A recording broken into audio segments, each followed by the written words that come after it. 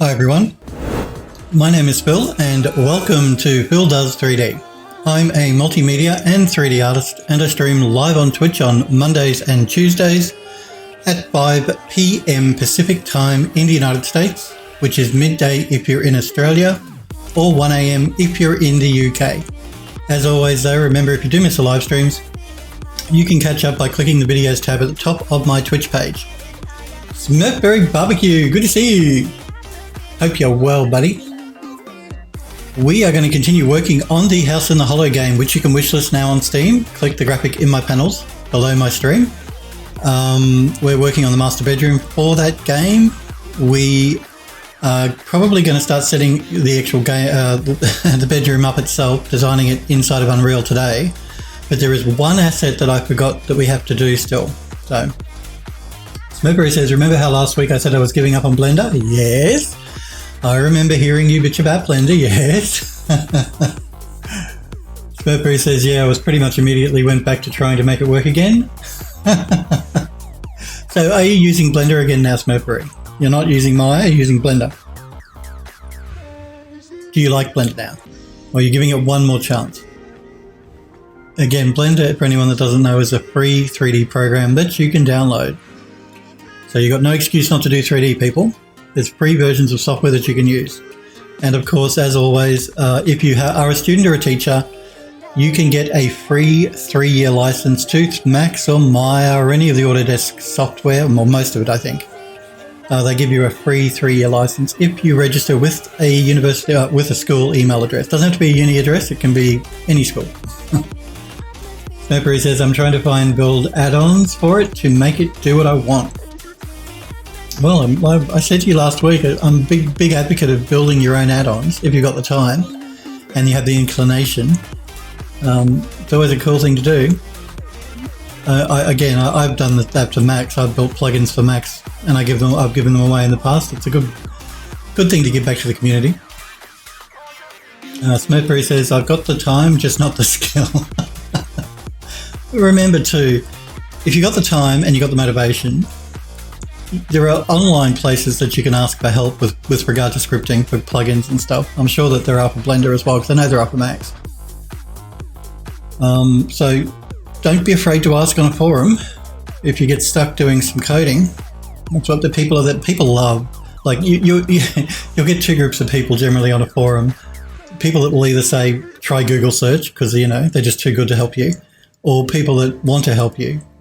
Because, they're passionate about what they do and they want to help other people. So ignore the haters and I'm sure you'll find some people on the forum that are willing to help.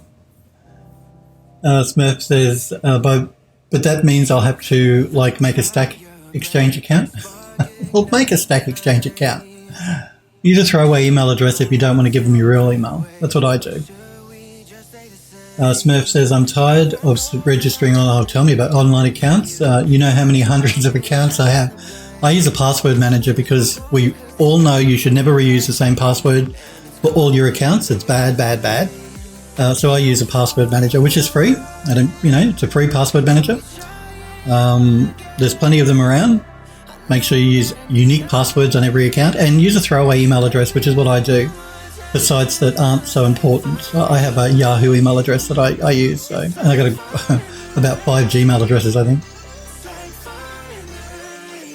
Smurfberry says, my throwaway emails have too much stuff in them already. Make a new one.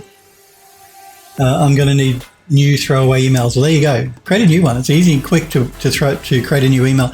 Actually, if you've got a Yahoo account, I'm not sure about Gmail, but I know with Yahoo you can create alias accounts as well. So just saying, you don't maybe need to make a new account. You can create an alias account on your throwaway email account.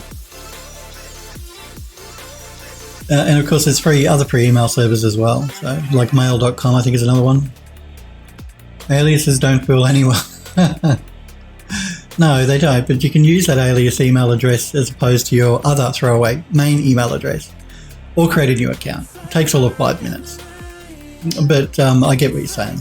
That's why for any accounts that I need to open to use that aren't that important, I use a throwaway email account because I don't want my inbox bombarded with spam, which is usually what happens.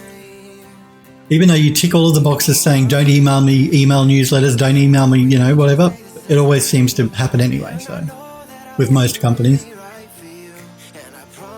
Smurfberry says it's literally as easy as running regex. Everyone wants phone number validation for new emails these days. Tell me about it. Twitter is like that. You used to be able to open a Twitter account without a phone number, but they want a phone number now to verify your account.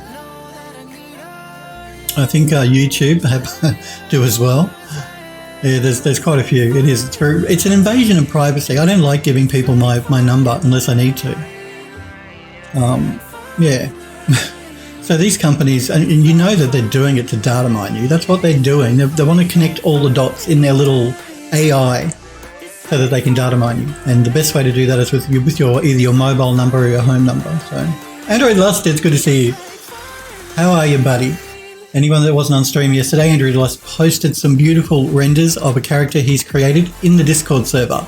So if you haven't joined the Phil Does 3D Discord, go ahead and do that. And check out Android Lust's work in the gallery, and a lot of other users as well post their work in the gallery. And you can too if you join the Discord server. And if you want me to show it on stream, I'm happy to do that. If you don't, then that's cool. Just let me know and I won't. Android Lust says, speaking of phone numbers for your account, my job does that for my email. Your job does that for your email? Well, work have my number anyway because they're constantly calling me. Smurfberry says, yeah, and I will absolutely not be giving out my phone number. I don't blame you. I think it's a gross invasion of privacy. And that it's unnecessary. These companies are only doing it, like I said, they want to data mine. Because, data is big business in this day and age. Your information is very valuable. Keep that in mind when you join things like Facebook or Twitter. Twitter is just as bad. I'm not going to single out Facebook or not single out Twitter, and Google is just as bad. So they're all as bad as each other. And you should guard your personal information very carefully. I don't give my date of birth to any website that I join because they all want it. But again, that's a security risk. So I don't do it. I mean, so I have given out my number because I've had to, but I don't really want to buy a burner phone just so I can register accounts on like Twitter and stuff, but I'm not giving them my real date of birth, that's for sure. You just got to remember the lie you've told, that's all. So like if you get locked out of your account, one of the questions is generally what's your date of birth. So.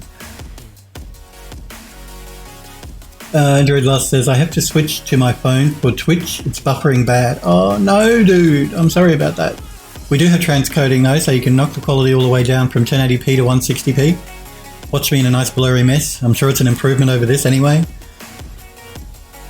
Have you tried using a VPN, Android Lust? I know that other people who have had problems with their ISPs buffering to Twitch or stuff like that, when they go through a VPN, it's been better. And I'm not saying it will be. I'm just saying maybe you should test it out because there are a couple of free companies around that you can register an account with for a VPN.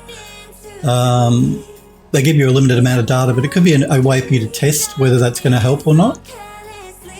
Windscribe is one that I'm aware of that you can use. I think they give you like 2 gigabytes a month as a trial. But if you just want to test if a VPN is going to help, that might be worth a go.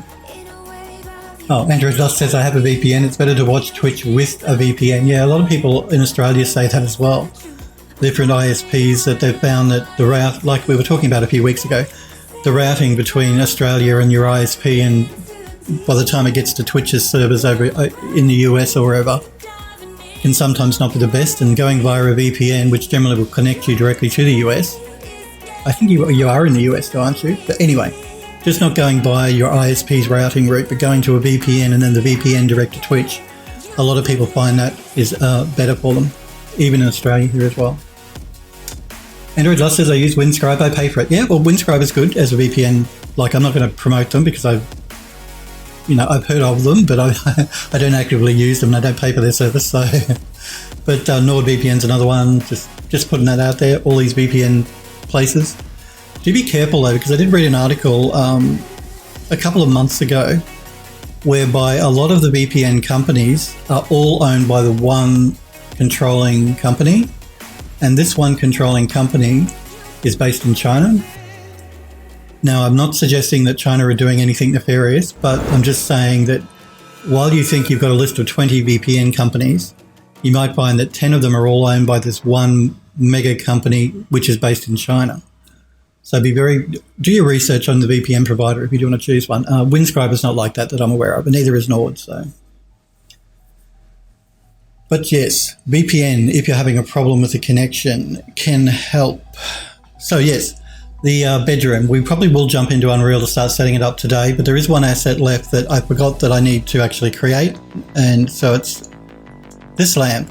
I wanted a different type of lamp because we've got those Tiffany lamps in the game, the desk table lamps, but I wanted something specific for the bedroom and something that matched the bronze wall sconces that we created. So what we'll end up doing is we'll reuse the material for the shade that we created for the wall sconces, and then we just have to texture up the main body of the lamp. But we need to UV map it before we do that, so let's jump into Rhizome. Let's convert it to a poly and send it over.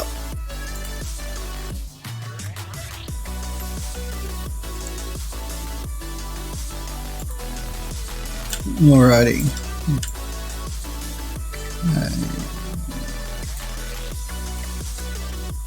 We'll see what sort of a job Rhizome does with unwrapping the lampshade. If it doesn't do a good job, we'll do it in max, because a cylindrical map for that will be fine. Let's start with the shade itself. Let's see what Rhizome does. Let's try this unwrap.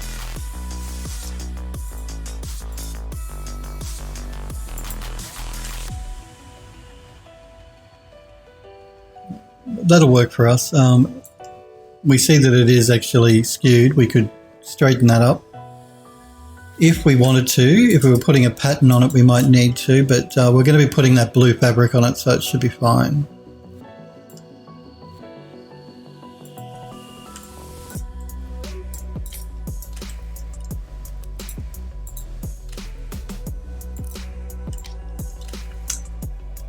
Let's go with, see spam coming through on my account.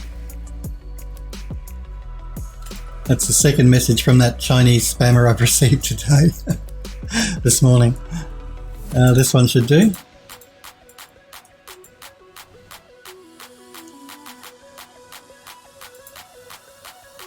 Gotta love spammers. Let's use the same unwrap algorithm as well.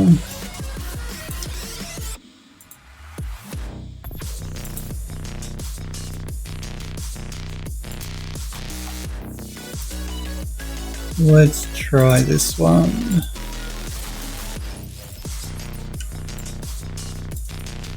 Getting a little bit of stretching happening under there, but not enough to worry about, so that should be fine.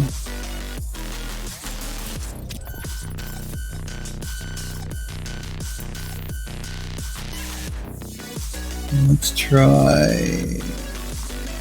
this one. No, let's try this one. Nope. Okay, let's try this one. Nope.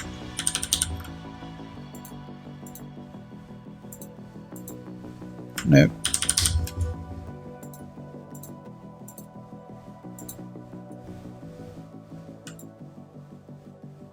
That should be okay.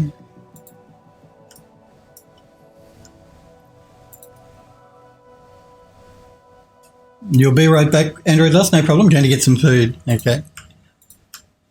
What will I have for lunch today?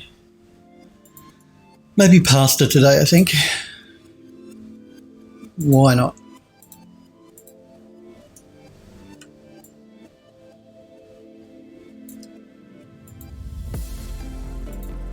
Bit of pasta.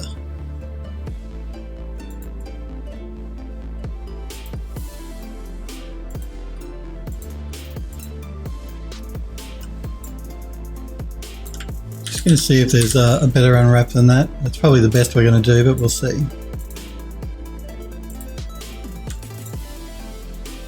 We'll go with this one. I think it has fewer seams. Just going to see if I can't tidy this up a bit.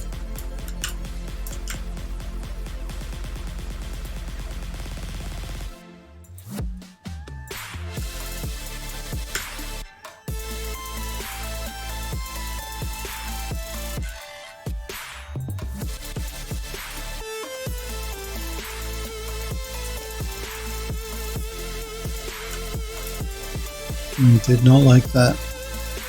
Let's see if we can't do a bit of a manual cleanup on it.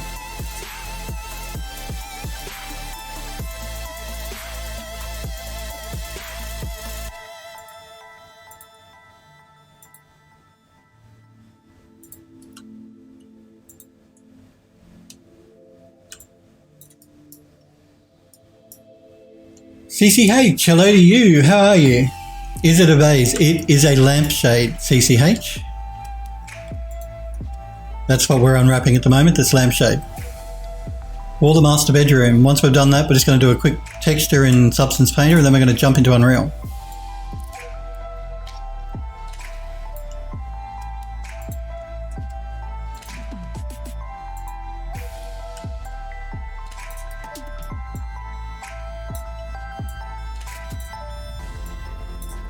I might just remove the top piece as well.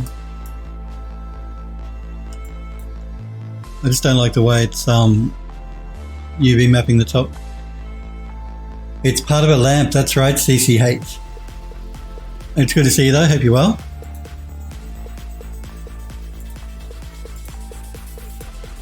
I wanted a lamp to match the sconce that we're using. We created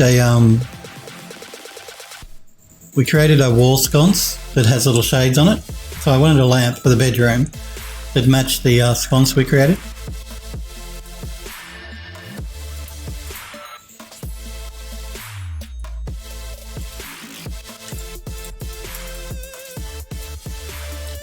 We are getting a little bit of stretching happening, which is that light red colour we're seeing just through one side of the vase, but it's not going to be enough to worry about. We're putting a wood texture down on it, not a pattern, so we should be okay.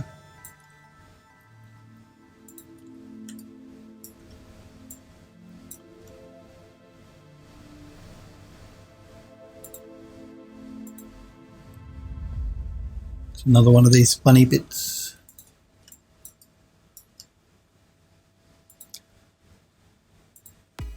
I can't quite remember which one we used that worked for that.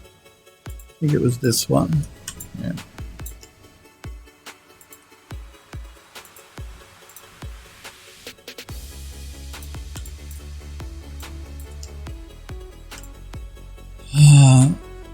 I might do this one by hand instead of getting the algorithm to do it, because it seems to have a bit of a problem with these, so we'll just do it by hand.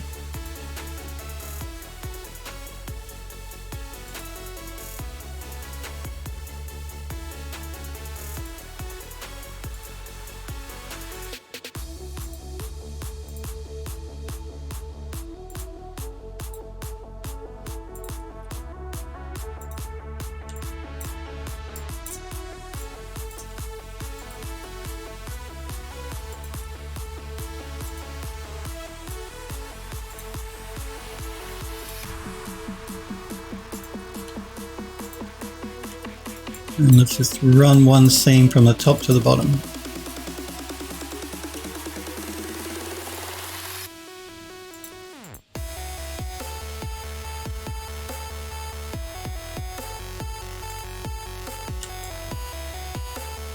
Okay. Looks like it created another seam. I'm not sure why. Let's see if we can fix it up.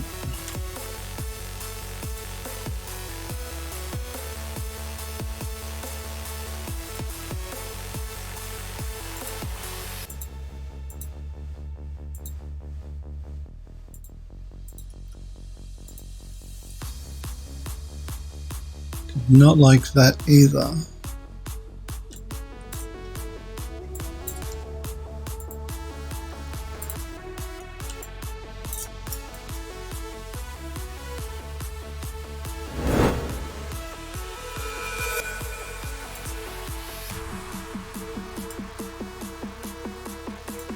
Let's try it again.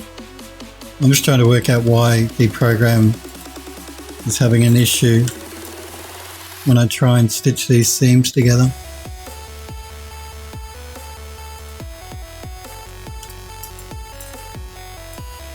That's better. We could probably get rid of one more seam though, I think.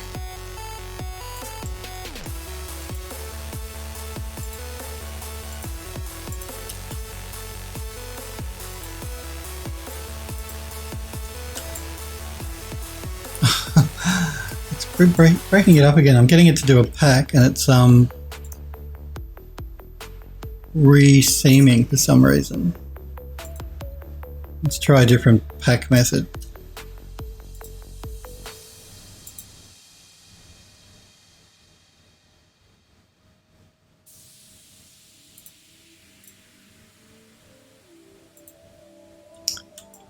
Okay.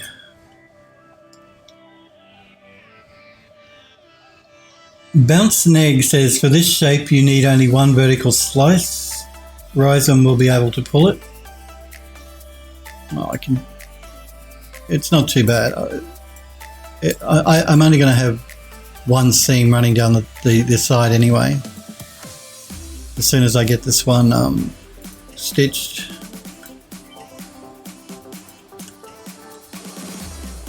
My phone going off in the background, my apologies.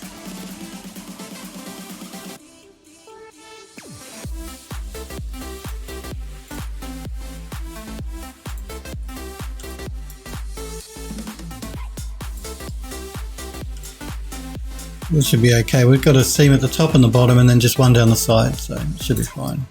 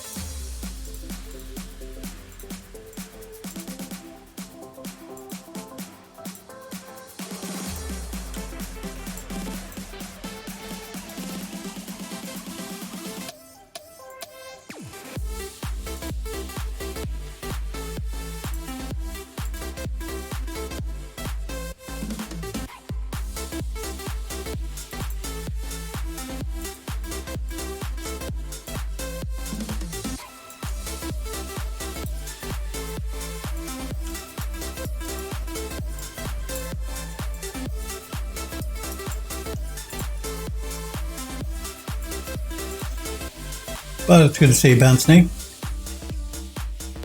That's nice, cool. Yeah, look, the Rhizome is really good. I really like the automated tools that it automatically unwraps it, packs it for you and optimizes it. And generally it's pretty good, but there are just some bits and pieces that the program has a bit of a problem with. So it's always quicker and easier just to do it by hand. Sometimes it's even easier to do it in Max, so.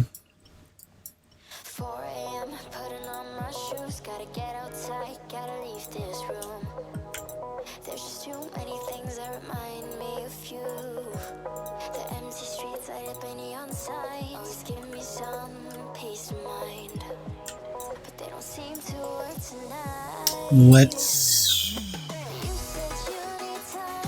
see if we can do it the same way again. Oops, wrong button.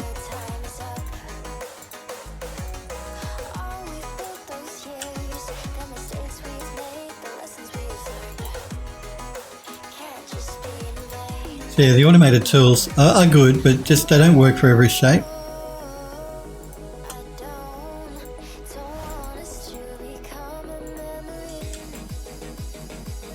Again, we're getting a little bit of stretching happening, but because this part of the lamp is probably just going to be a metallic texture, it should be fine. If we had a pattern texture on it, then that stretching would be a bit of an issue, but it should be okay for what we want. Bounce Snake says, yes, Rhizome UV got some incredible algorithms. It does. It's very good. Set optimized to 500 and run it. I don't mind doing it by hand. Rhizome actually, the unwrapper in Max was created by the same guys that created Rhizome, or the same guy. Autodesk bought, this is a few years ago now, bought one. Again, I'm not completely sure what they actually bought, but they incorporated the earlier versions of the Rhizome program, I think it was called Unfold 3D back in the day, into Max's Unwrap. So if you're a Max user, you've sort of got a cut down version of Rhizome in Max built into Max anyway. Unfold 3D, yes, it used to be called Unfold 3D. Now it's called Rhizome UV. I believe that there was the company split or something, and I think that's the reason they renamed it, because the guy that wrote the original program left Unfold 3D. So there are two programs, just to confuse matters. There's a program you can buy called Unfold 3D and a program you can buy called Rhizome UV. Rhizome UV is the programmer who created the program Unfold 3D. But when he left the company, I think they had some legal dispute. Again, I'm not an expert. And he renamed it to Rhizome UV, but the company continued to sell the program called Unfold 3D. Who's updating it or working on it now, I don't know, on Unfold 3D side.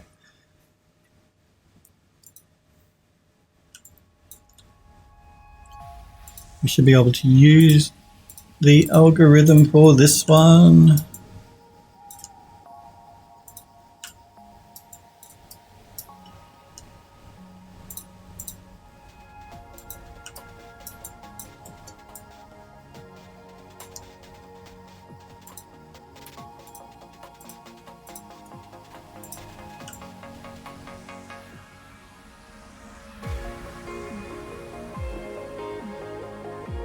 That's probably not how I would have unwrapped that.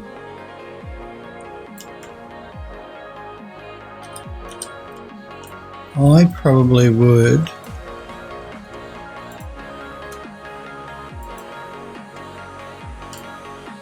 do it. We may have to go back to that, but we'll see how we go.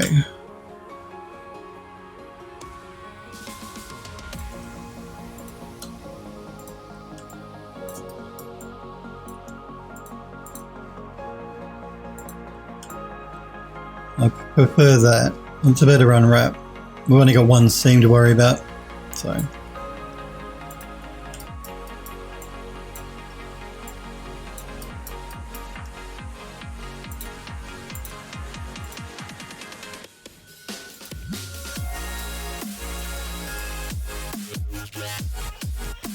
I'll probably do the same with this one. I don't think the automatic unwrap is going to give us what we want. We'll see. No, it's going to split it in two.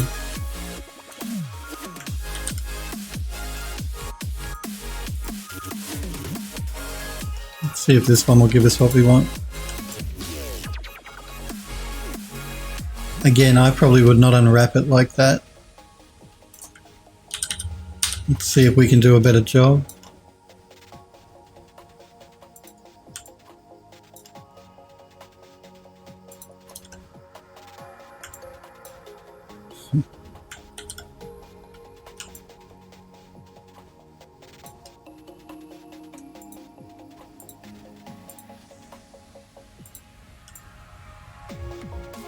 I think that's a bit better. Again, just the one seam running around across the back of it.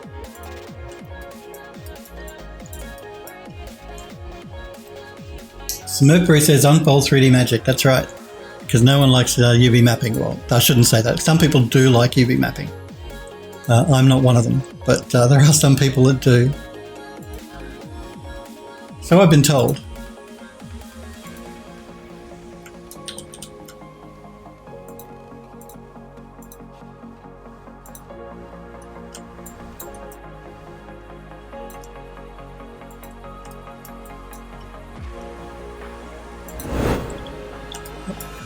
I always think of UV unwrapping and mapping as like a game of Tetris. You know how you got to rotate the bits and get them all to fit properly within 0 to 1 UV space? It always reminds me of when playing Tetris. That's the closest analogy I can put to it, is like playing Tetris. At least to me.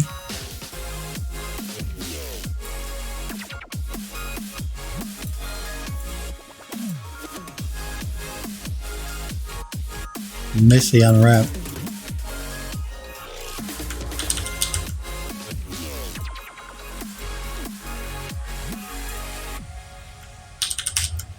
Oops.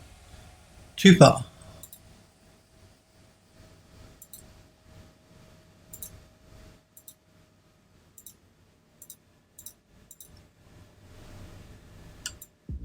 Again, a bit of a messy unwrap. And I went too far. I keep going too far with the Control Z.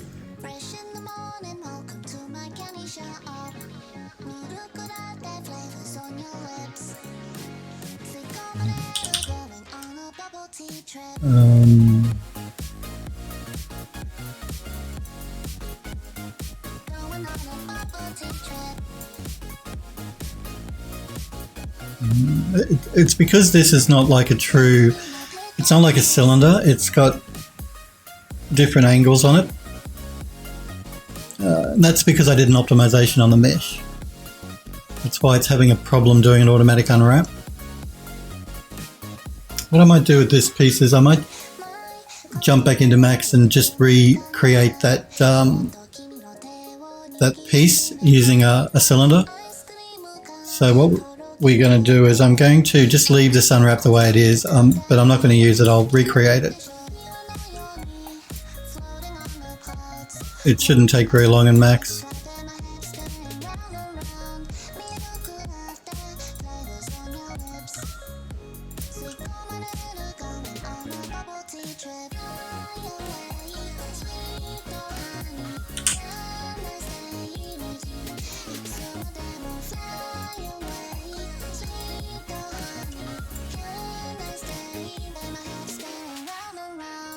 Again, probably not the way I'd unwrap that.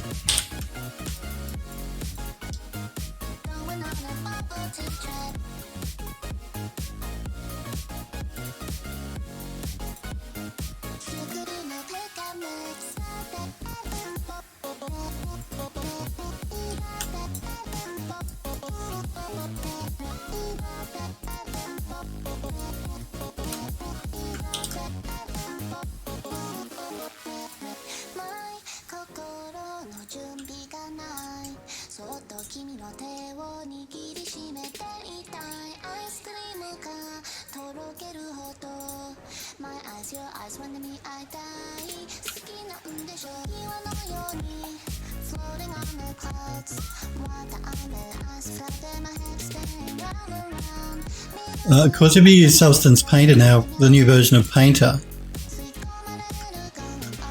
you don't actually, it does an automatic unwrap for you. I don't know how good it is, I've not used it, but that is an option. If you don't have an unwrap program and you don't like unwrapping, or you don't like the built-in tools in your 3D program,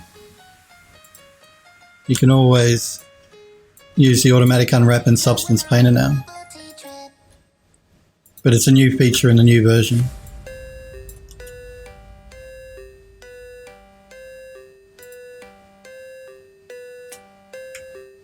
I'll just go back there.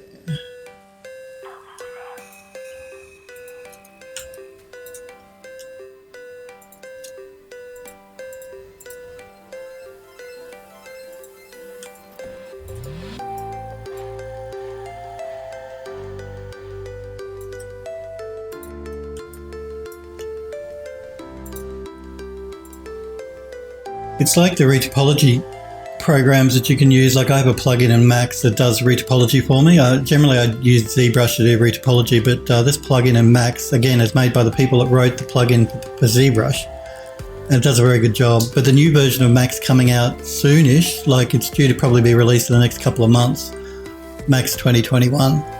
On the roadmap, Autodesk have retopology is being built into Max now, so that'll be nice.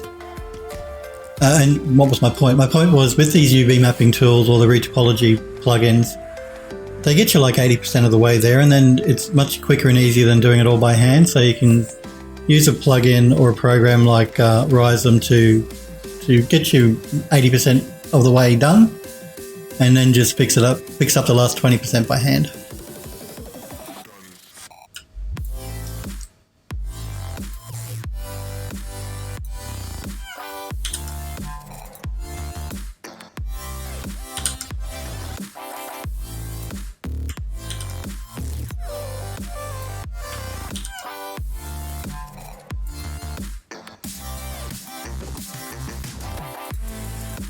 Nope.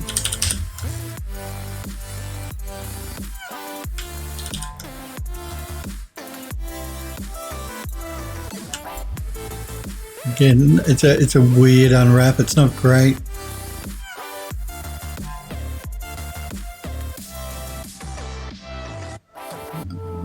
We'll leave it like that. It'll be fine for what we want, but I probably wouldn't recommend unwrapping like that.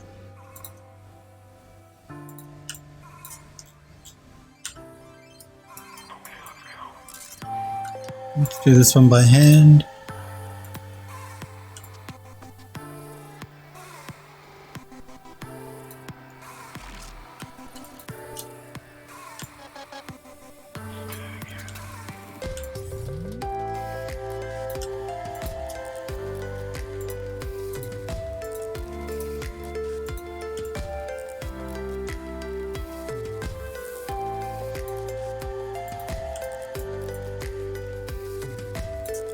I won't get Rhizome to do a repack. I'll do that in Max so that our textile density is even, because at the moment it's not.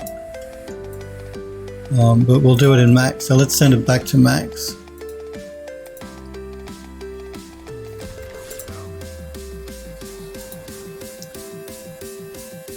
Now let's have a look at this.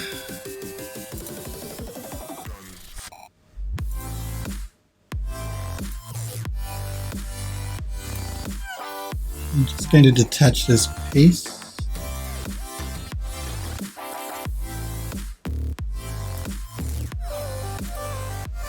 Go into isolation mode.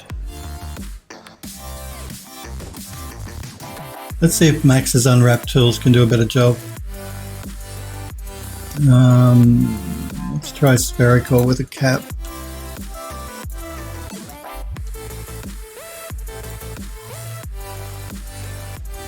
And I'm just going to throw down a checker pattern so I can see what it's done.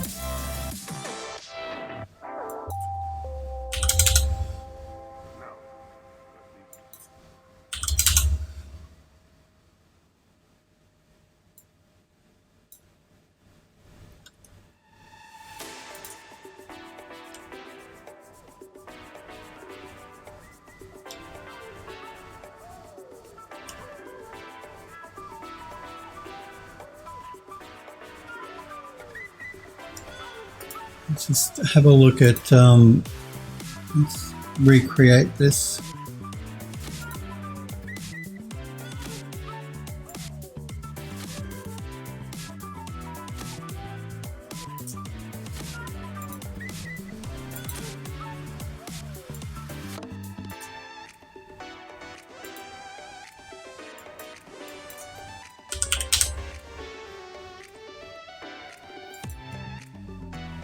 Again, that unwrap probably would work for what we want, because again, it's going to be a plain fabric color, but as we're here, we may as well just maybe recreate it.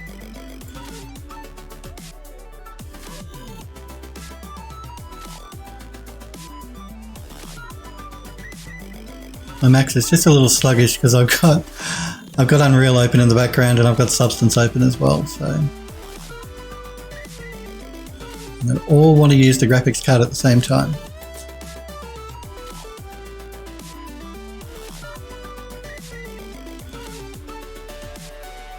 I've noticed it's worse when you go full screen like that for some reason in Max. It slows it down more than any other time.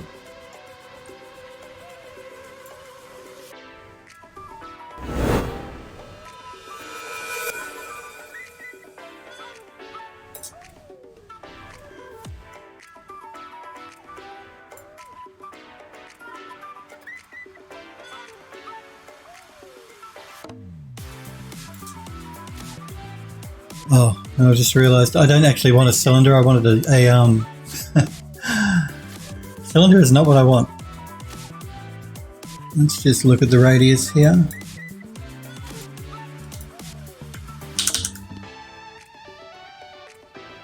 I want...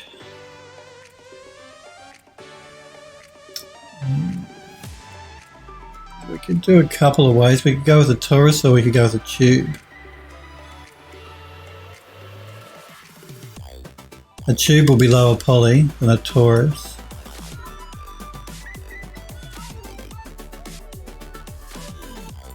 Torus is probably more accurate though.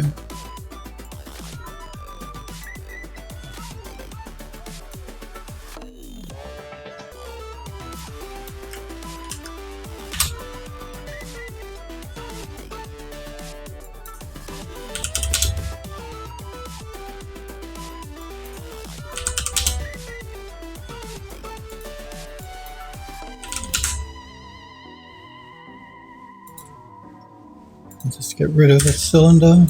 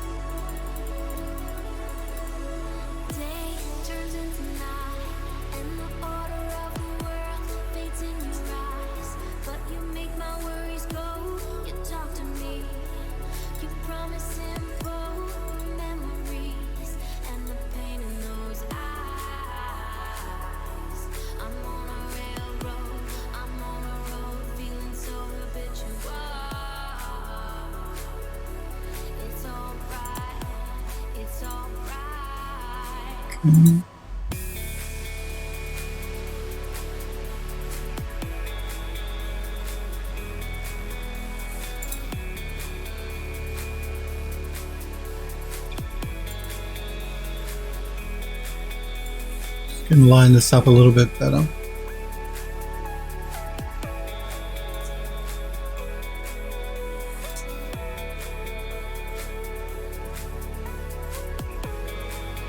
Ready?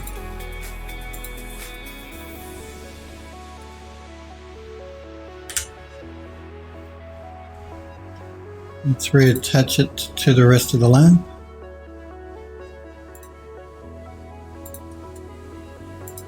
Now let's do an unwrap and get Max to do a repack.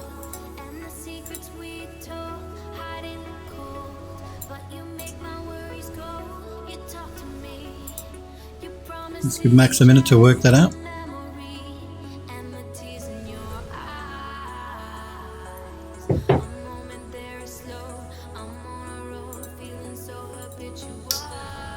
And now our textile density is correct.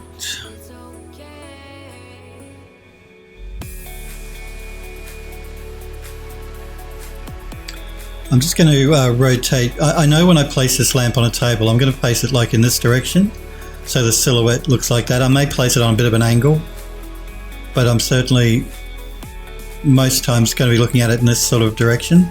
But so what I want to do is I want to hide the seam line, so I'm going to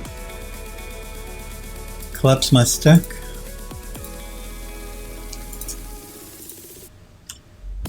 And rotate the lampshade around so the seam is hidden at the back.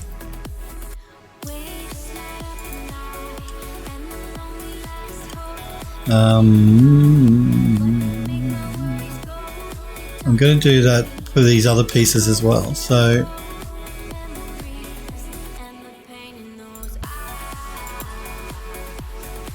this bit here,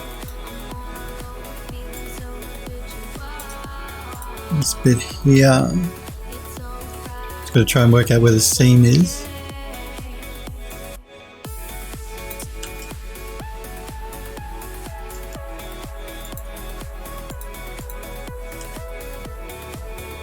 This one needs to go around a little bit more.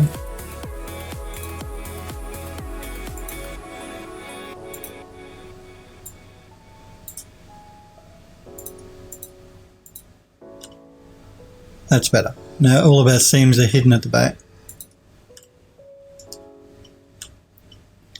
I think I might have forgotten to UV map these bits, actually. I'm pretty sure I did forget.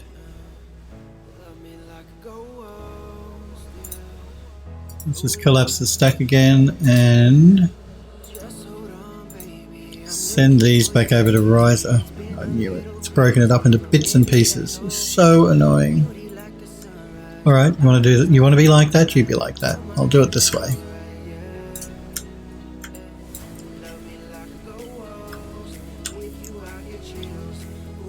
That's everything else selected. Let's do an invert.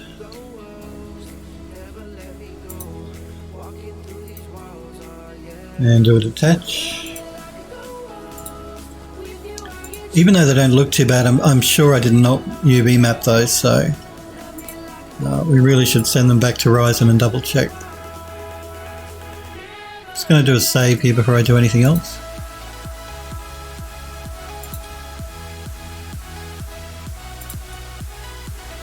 So I'm pretty sure I forgot to UV map them.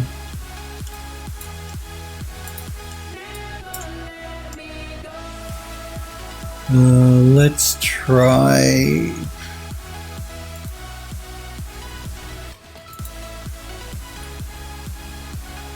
No.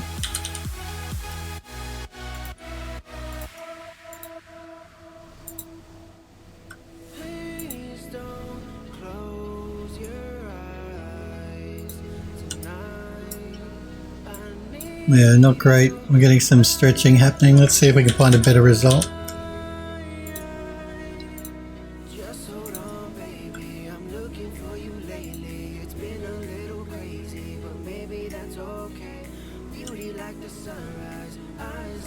Again, not too bad. We do have a problem here at the back, but this back piece is actually facing the inside of the lamp.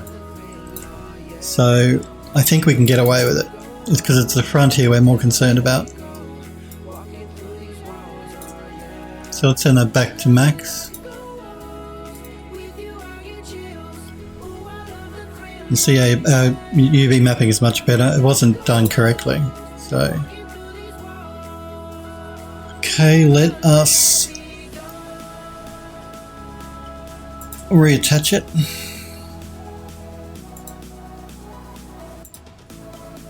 Now we have to do a repack again, so let's repack it.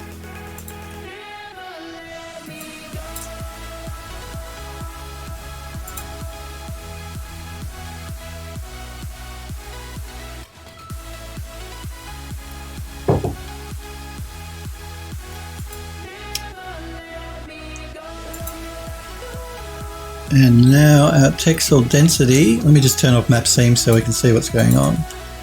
Should be correct.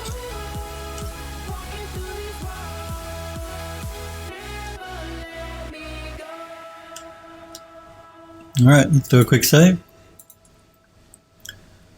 Let's export it. Actually, just, no, that should be fine. I was going to do a reset on the X-form, but it should be fine. We want table lamp. I'm going to call it table lamp. I'm going to call it bedroom table lamp because I've got other table lamps in the game. So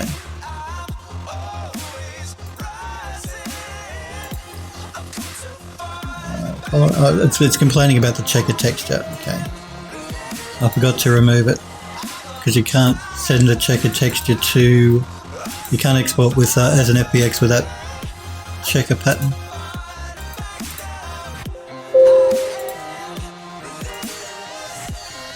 Okay, let's jump into substance.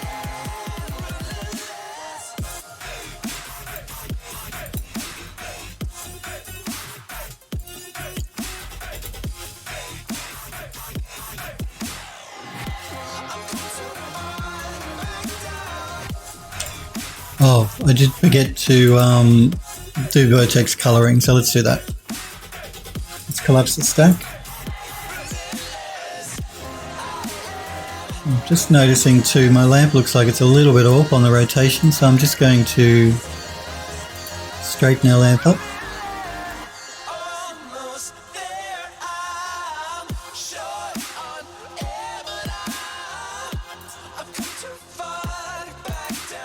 Because I've changed the rotation, I do have to do a reset on the X-form.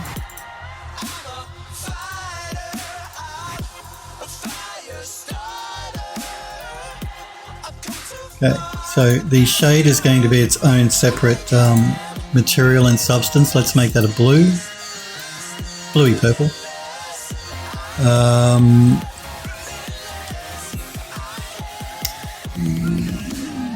These bits will be a separate texture, so let's make them an orangey reddy colour. That looks like a grey, that's not what we want. These will be metal as well, we'll make those gold, so let's make them yellow.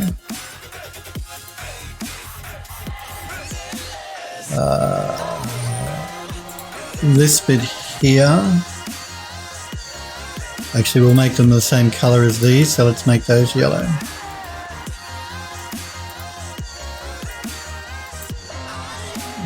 This bit and this bit and this bit will be a wood, so let's make that a green. This bit and this bit will be a metallic colour, so let's make that, let's make it a red.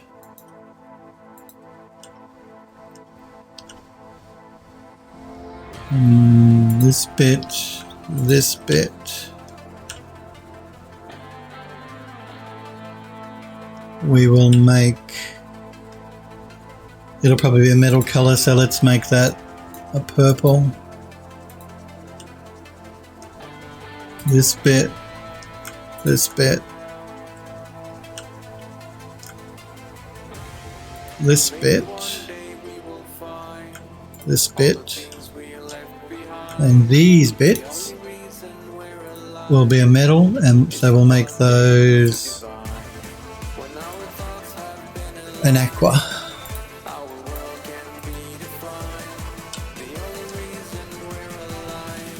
Android's lust is back. Good. You got some food. What did you get to eat, Android Lust? I'm curious. I'm hungry now myself.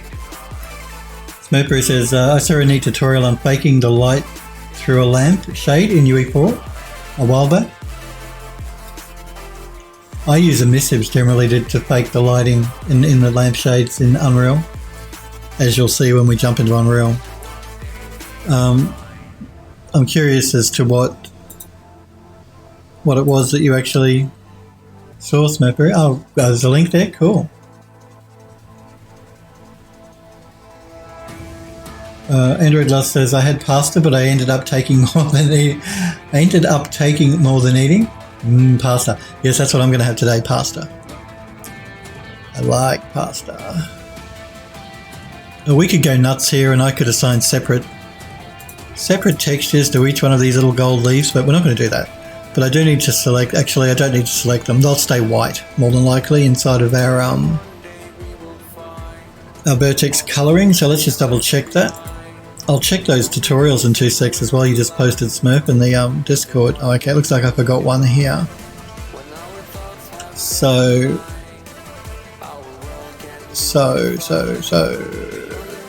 I could leave those all white. So I might do that. So that texture, that texture, that texture, and that texture will all be the same material. Yeah, let's do that. Why not? I'm just going to turn Vertex Coloring off, but I'm going to re-export this model.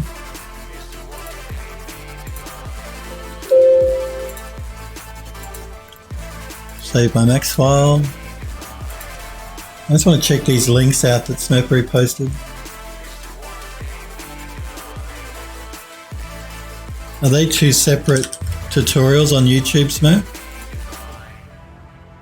Anyone new to my channel wants to know more about me, pardon me, you can go to phildoes3d.com. Part 1 and Part 2, okay. Hello, my name is Michael Bluffman, and I'm an artist here at Timefire VR. And in this video, I'm going to show you how to use the bulk offset node in Unreal 4's material editor for fake transitions. In this first part, we will begin with a 6-sided lampshade to demonstrate the basic idea. In Substance Painter, I created an emissive color texture, which I will manipulate in Unreal Material Editor to create the illusion of a light radiating out from the center of the lampshade. Android Lust says, I thought it was the same link twice until I opened Part 2 only.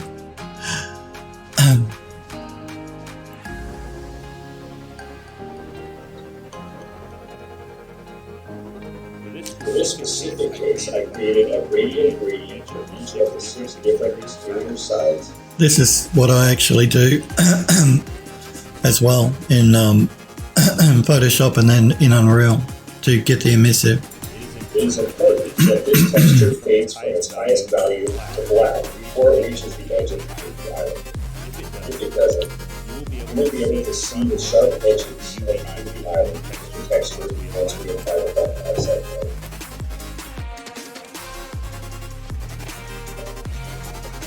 I'm just curious as to why he's using the bump offset. No, I don't know. Pardon me. Let me just mute my mic for a minute.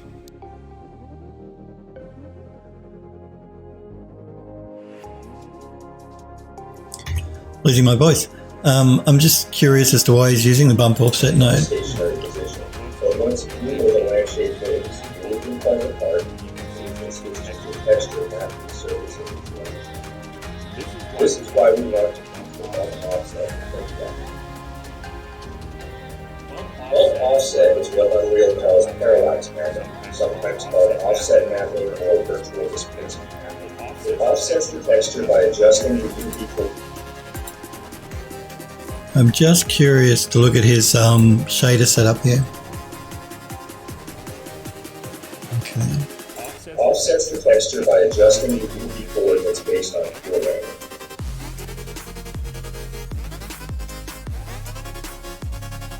You can search for this node in the Unreal Material Editor, or you can hold down the P and left click in any empty spot on the image. We use the parallax mapping node when we created the ceilings in the building. They're done using, he calling it bump offset. I call it parallax mapping. So yeah, I'm just curious why he's using it here. As we attach the node to the UV input of the texture, we notice the material no longer works. This is because bulk offset requires height information for function. I'm just going to fast forward through this because I want to see the result. At a value of medium gray, textures remain flat. Since we want our emissive to look like it is a light which resides at the center of the geometry, we will set our height information to 0, which will begin to push. Oh, I see why he's doing it. Okay. It's an interesting idea. Right. That's pretty neat. I'll look through that later on. I don't want to I don't want to invade his copyright on his YouTube video here, so I'll check that out though after the stream, Smurf. That does look interesting. Very interesting. But let's jump back into Substance Painter. Let's edit the project configuration. Let's load up the new lamp we exported.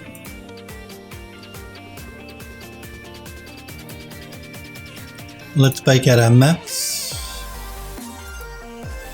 using the low poly as the high poly.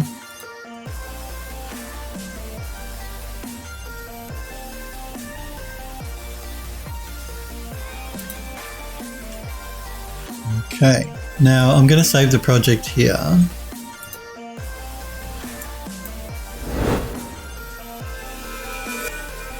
Because I want to load up the wall sconces that we made so I can save out a smart material so we can reuse it for the shade.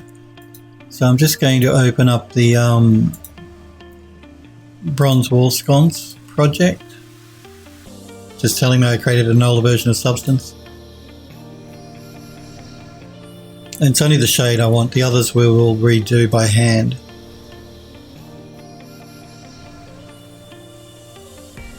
So let's find where the shade is.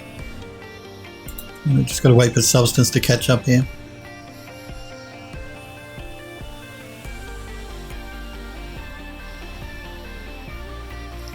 Light shades. This one here, I believe. Yep.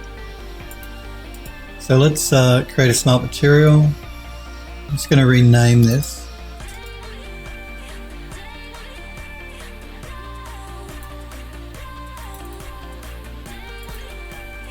I always like to put my in front of my things. Let's create a smart material.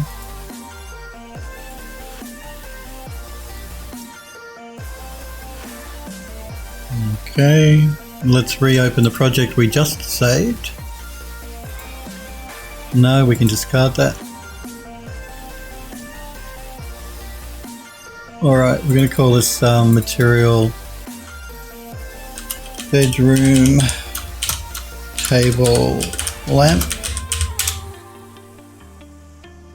We are going to throw down our light shade smart material we just created. Now it's going to be set up for the other model, so we're going to have to change our masking.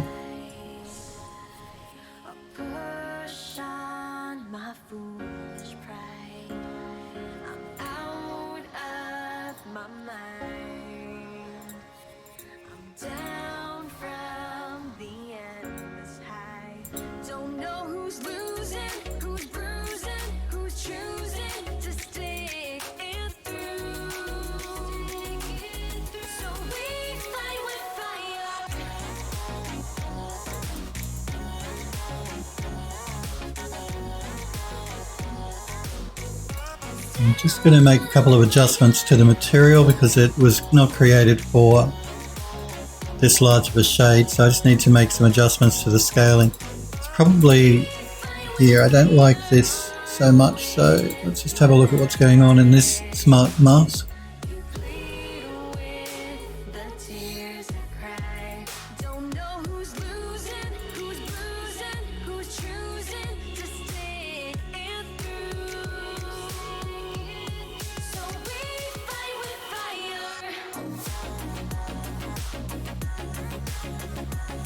I just want to pull out, I don't like the little lines everywhere.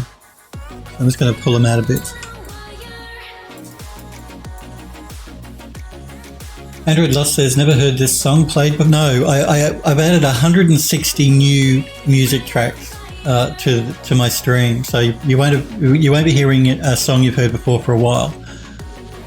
But you must let me know because I haven't vetted them all completely. I only listen to them quickly. If you come across or you hear any songs that have swearing in them, let me know so I can remove it from the list. Because I had to remove 15 or so songs from the 165 or so that I got because they were swearing in them. No, I've got nothing against swearing, but I try and keep the channel a bit PC, so I don't want swearing in the background. So yeah, 160 new songs. You won't hear the same song for a while that you've heard before. Because I know you guys were getting sick of hearing my playlists over and over and over again.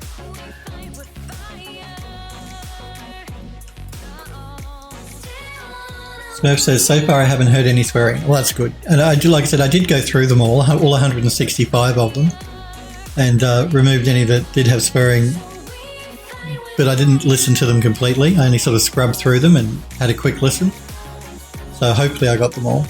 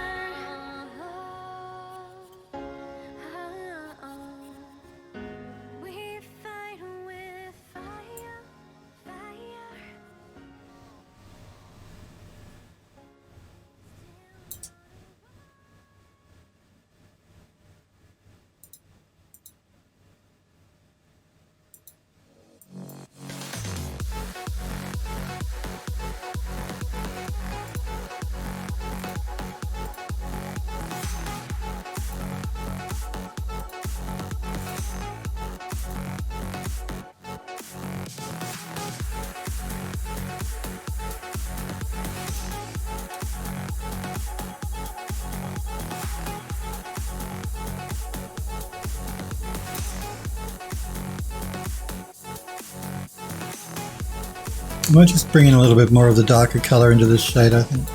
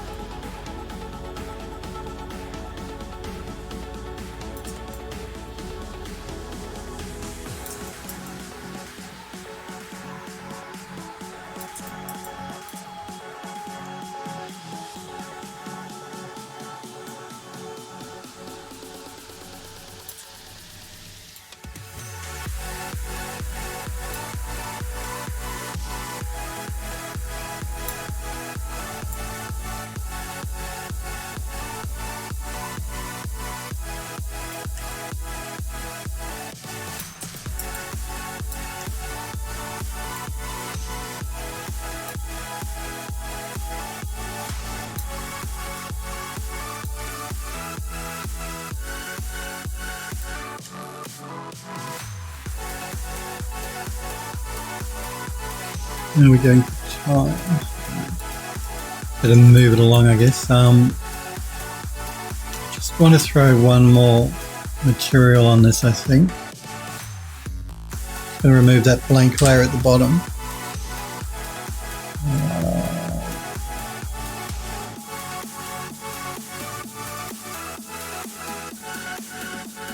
Let me see if I can duplicate the one that I want.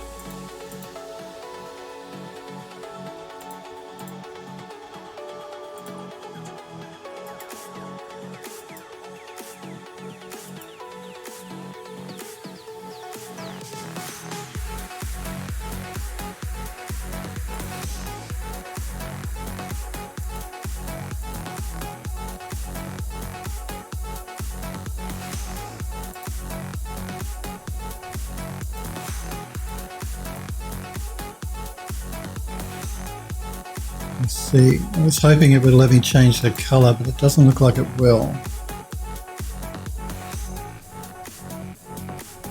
That's a shame.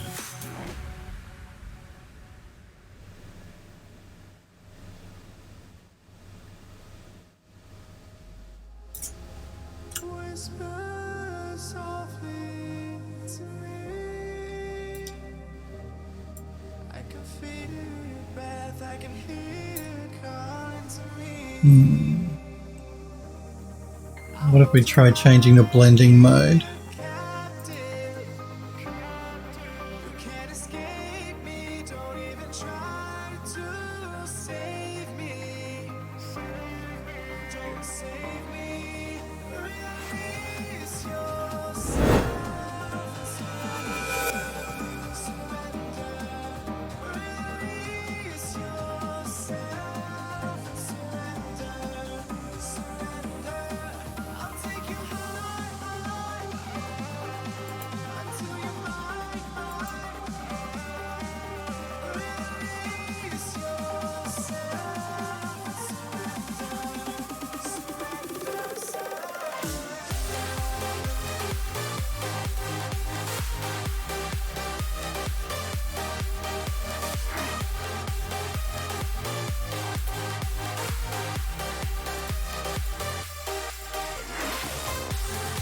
No, not really. Android Lost says I may try to get Marvelous Designer soon, too bad it's a subscription. I've heard of Marvelous Designer, I haven't used it. What exactly does the program do, Android Lost? I have heard the name before. I just can't quite remember exactly what it does. I'm just going to remove that layer we just added because I don't like that. Let's see if we can't add something else here. So yeah, I've heard the name mentioned. I've heard Marvelous, but I've not used it. I'm not completely sure what it actually does. What you use the software for? Is it texturing? Is it designing?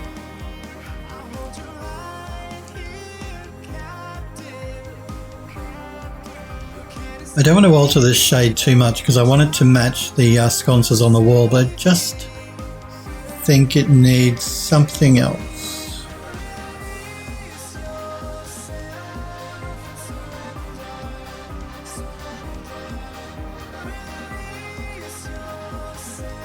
Oh, it's a cloth sim. Ah, okay. Apparently it's the best at making clothing. I have heard of it, like I said. Cloth sim, yeah. I generally do my cloth physics in Max. I use Mass Effects in Max. Actually, I believe that Autodesk are updating all of that as well for the new version of Max.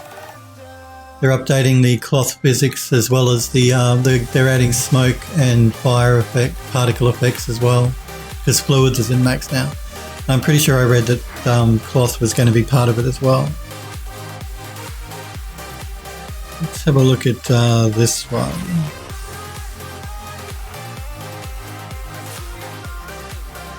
Again, it's, oh good, I can change the color. That was what I really wanted to be able to do. So let's mask with color selection. Change the color. I want it to be quite dark. We need to change the scaling. Now, let me work out what I want to do here.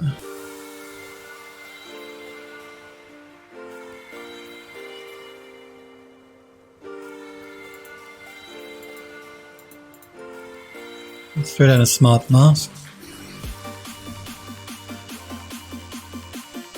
Smurfberry says subscriptions. Android Lost says, but in a way it kills the need to make your own clothing folds for characters. You have.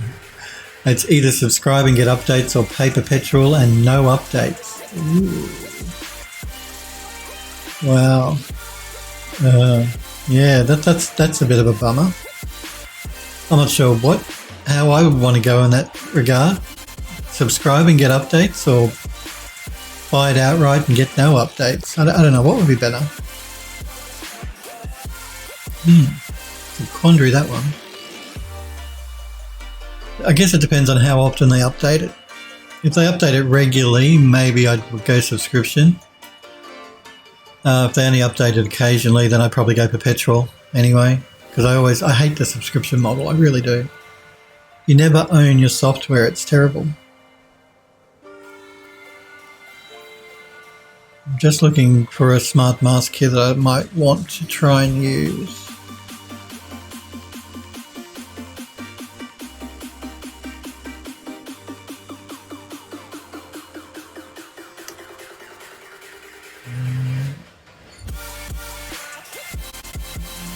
Let's have a look at this one.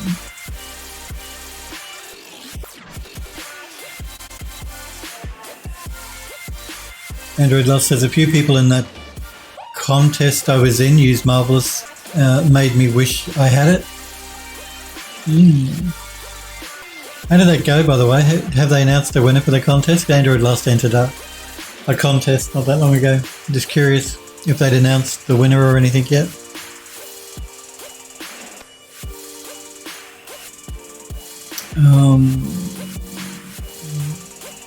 Let me just undo that.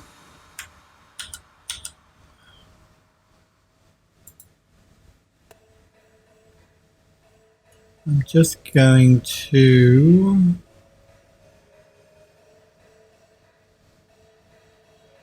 group these. I'm going to mask with color selection because I want to keep it on the lampshade. And now I'm going to throw this mask back down again.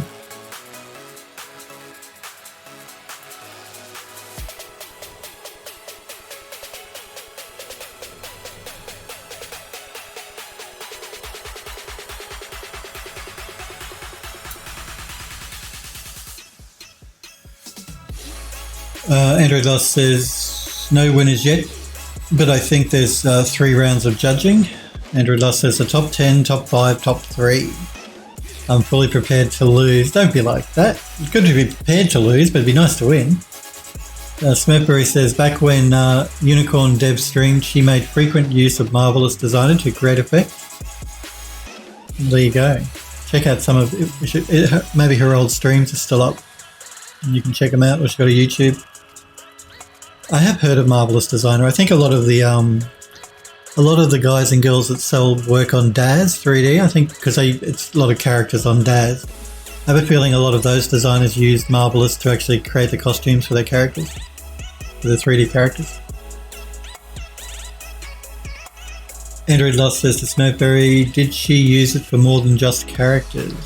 Smurf says just characters. Let's turn triplanar on.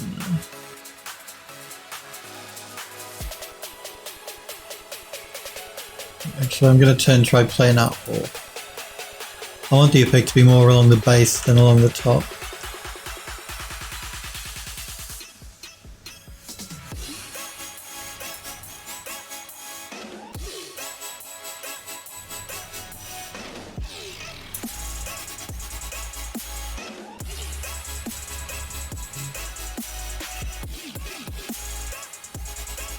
Android Lost says, yeah, I do believe a lot of Daz creators use Marvelous. It seems as it makes clothing design a breeze. Yeah, because clothing can be a pain to actually create by hand.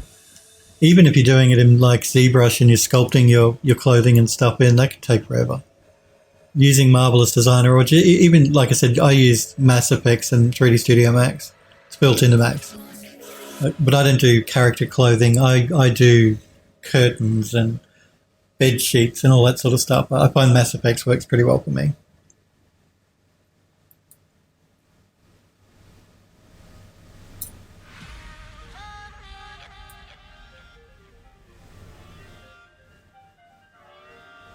I might pull in just a couple of scratches. I won't play with the scatter too much.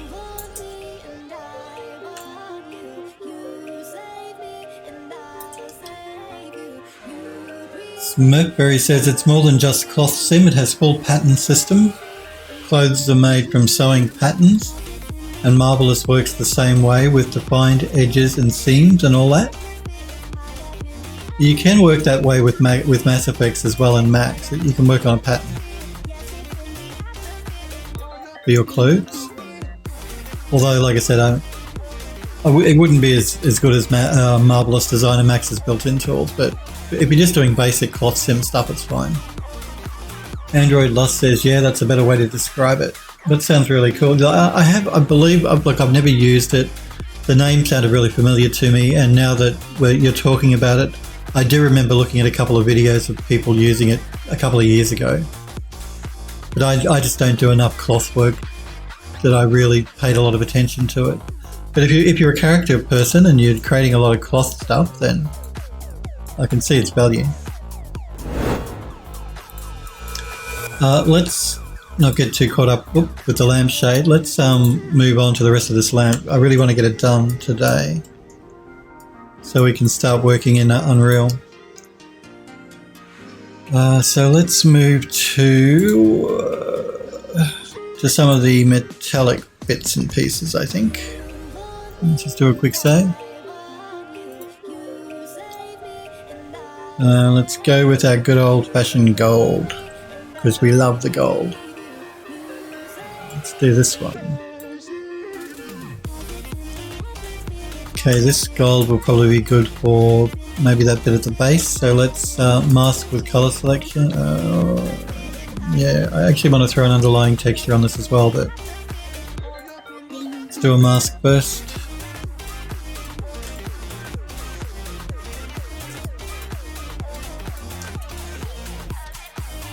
Okay, let's go back to our materials, select just a plain underlying metal we can put down.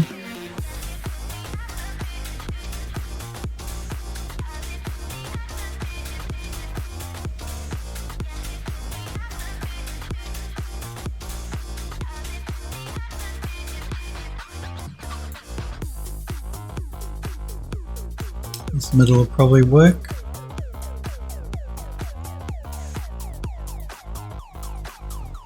I'm going to turn off the height and the normal, change the scaling, group these two together.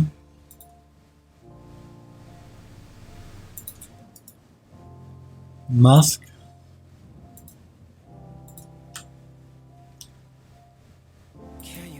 And throw down a smart material. A smart mask.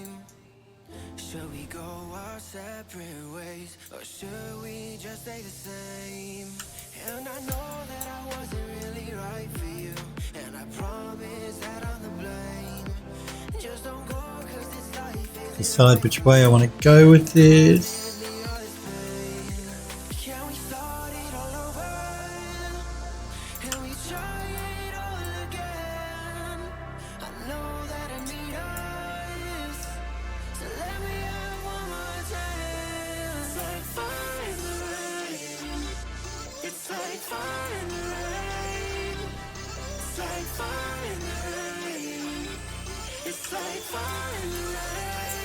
Maybe something like that.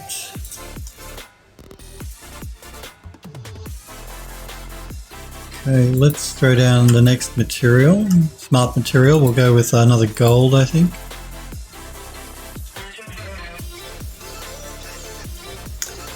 Let's look at this one. Again, we're going to mask with color selection, and we're going to assign it to these white bits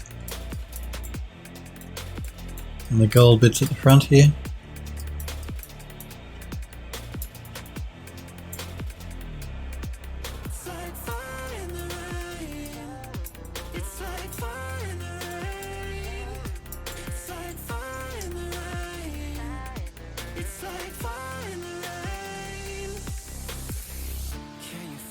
I'm just going to go through and see if there are any changes I want to make to this material.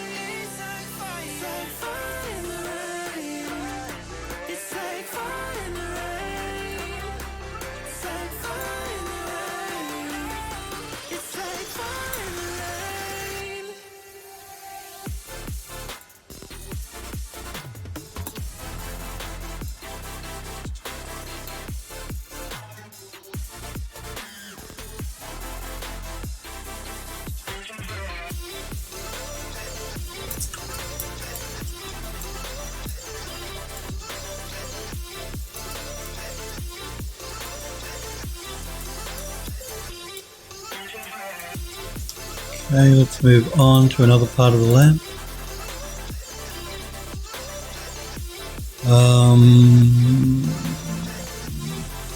It's all going to be wood. I think these bits are going to be metal from memory. Let's go with this gold.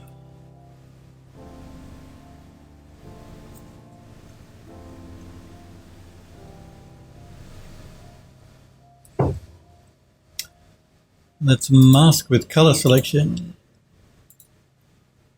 And pick the aqua.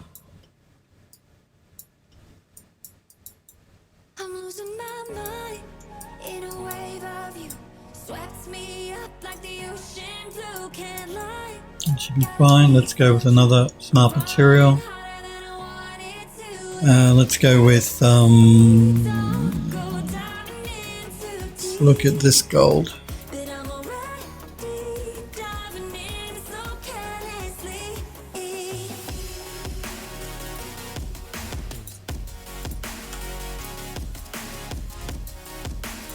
I'm just going to, again, throw an underlying texture on that. Just a plain metallic undercoat.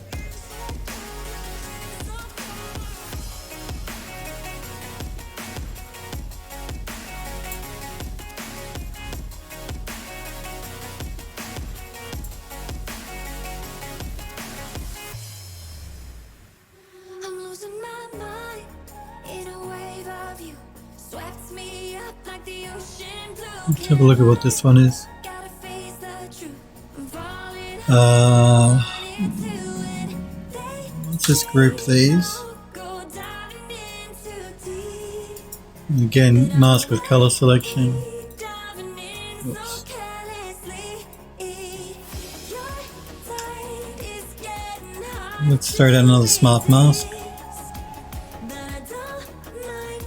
Honestly, I could get used to this. My mind in a wave of you.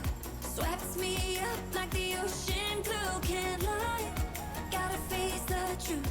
I'm falling harder than I wanted to. And they say don't go diving in too deep.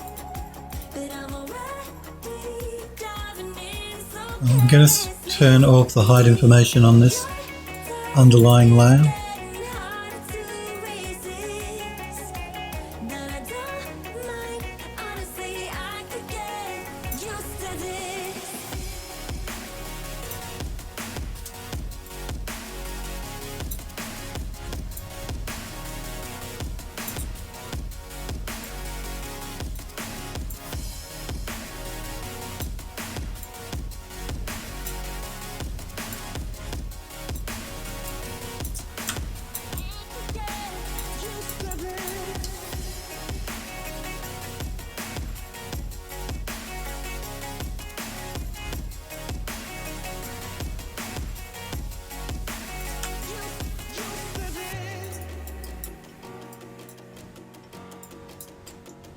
Okay, let's find another smart material.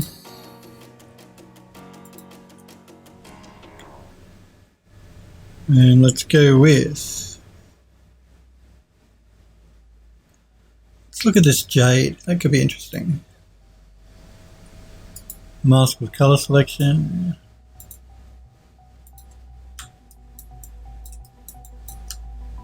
Let's duplicate the jade. Where is my duplicate? Am I going blind? There it is. Okay. We got there in the end.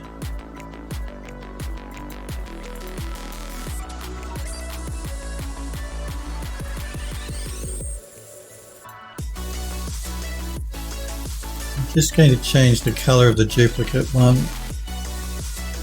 We'll make it darker.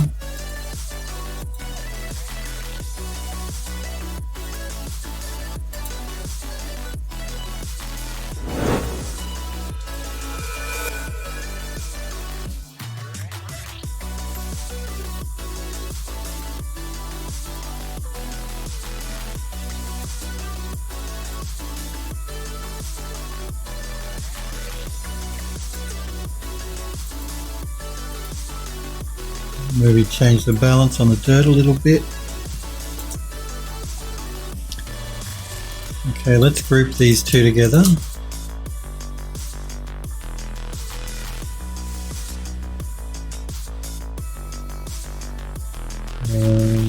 Now we want to throw a smart mask down. And for this, I think I want to go with, let's Let's go with this surface worn.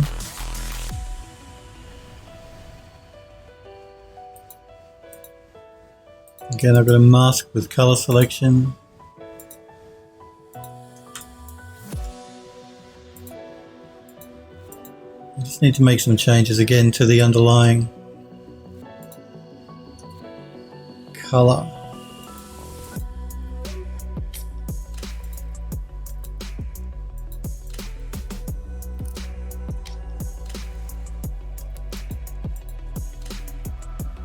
Actually, what I might do is I might change the blending mode. Might be quicker.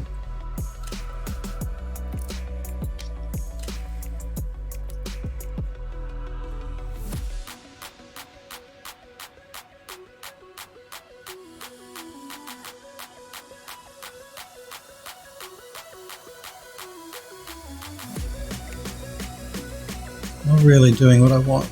Oh.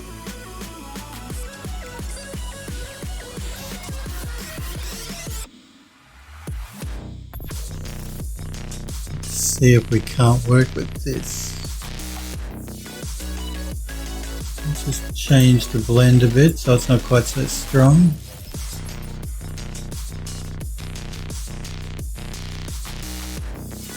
Not really helping.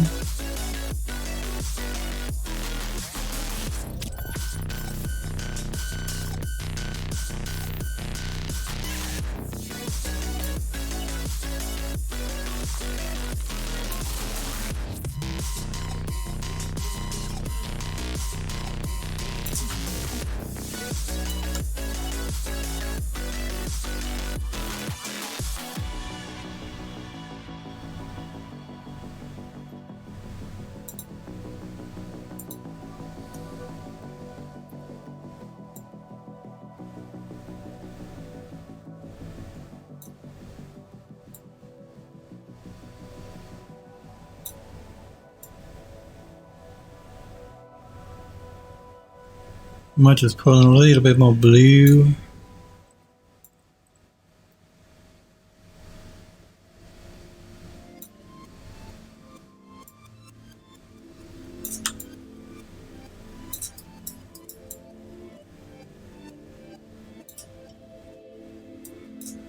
Okay, let's move on to the wood now, and we're going to go with the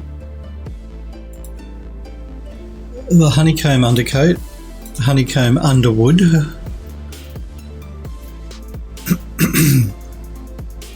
Once substance catches up here.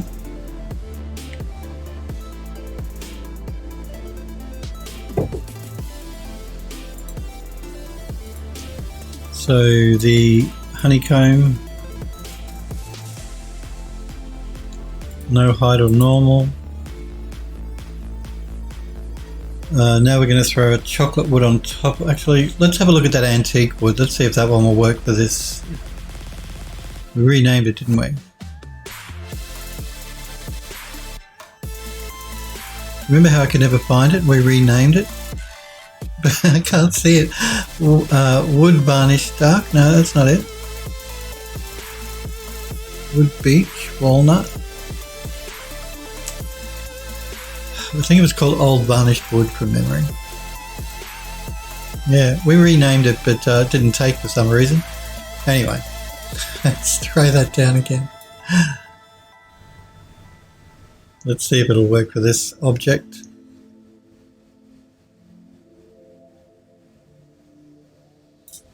Might work if we play with it. Let's see. Let's start by seeing if a new blending mode will look better.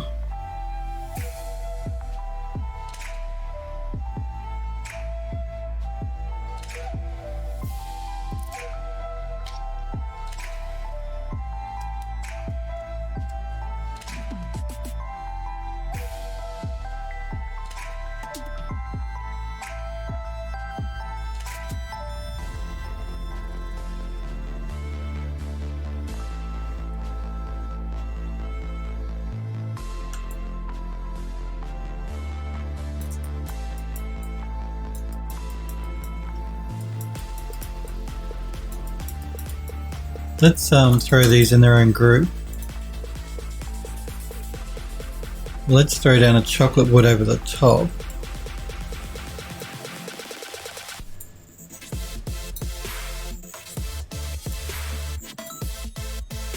Again, I'm going to turn off the height and the normal.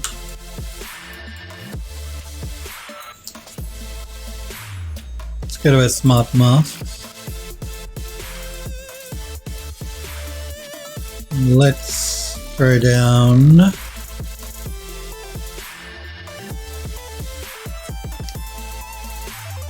mask.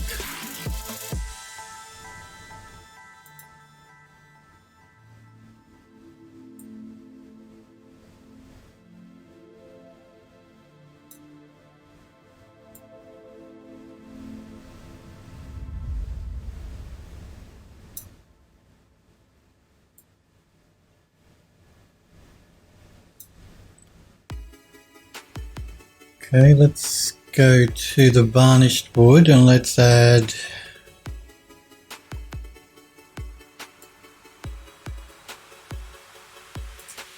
let's look at this one.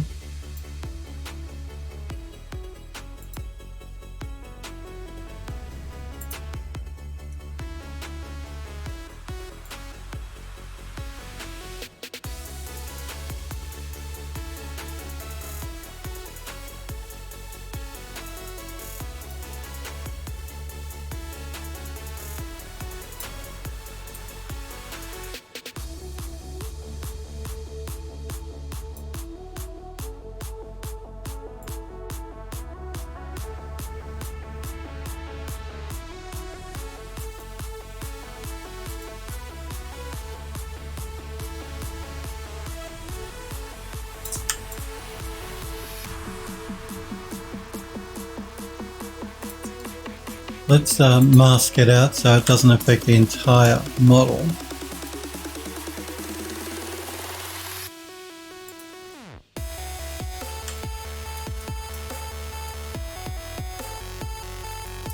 Okay, let us add another metallic texture for the ring at the top and the bottom of the lampshade.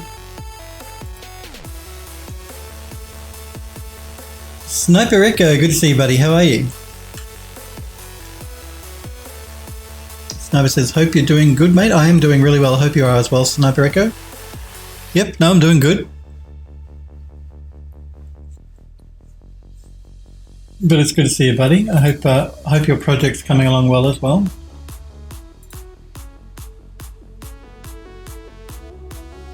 Let's see. We want a smart material for the top and the bottom band on the lampshade.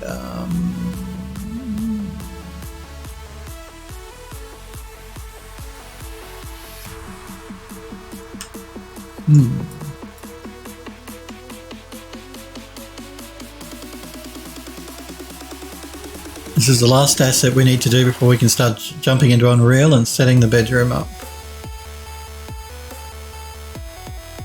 Let's have a look at this metal aged. I'm just not sure what... you know, I don't like that. Let's just do a save before I do anything else, because you never know. You never know your luck. Let's look at...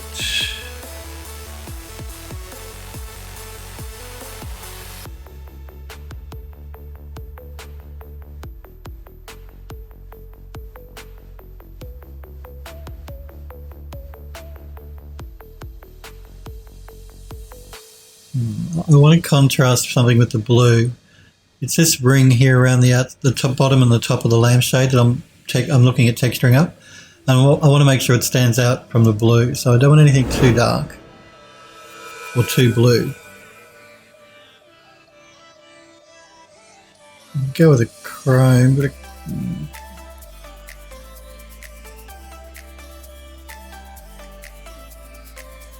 We could go with a brass. So Andrew Lutz says, have any of you heard of Before artists? No, I have not. Smurf says they're in the Discord. Android Lust says, nice. I'm guessing you've tried it then. Smurfery says a little bit, but not extensively yet. I'm trying to get some basic add-on stuff out of the way first. What are we talking about? what is this before artist? You're talking about Bitfrost. What are we talking about? Smurfberry says B for artists. Oh, B for artists. Okay. It's a fork of Blender. Blender for artists. Okay. Oh, cool. So what have they done? Have they changed the interface or something to make it more artist friendly? Sniper says, yeah, it's behind the current builds though, isn't it? Android Lost says, yeah, I should have said B for artist. It's just my mind. This is why I'm so terrible with your usernames, you guys and girls. My brain just doesn't work the way normal people's brains work when I read a word. B for artist. That's a fork of Blender.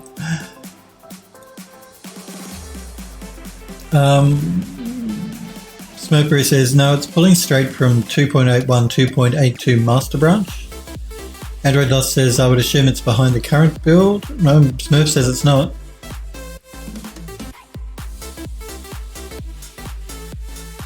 Let's have a look at this, see if this brass looks any good. Let's mask it with color selection just to the red.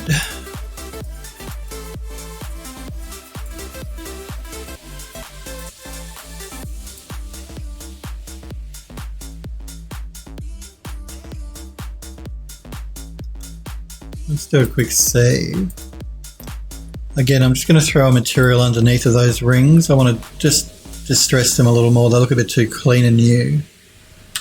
If we get in there, we can see they just look a bit too clean and new. So let's make them a bit dirtier, a bit older, a bit more worn. But for that, we need a metallic texture. So let's go with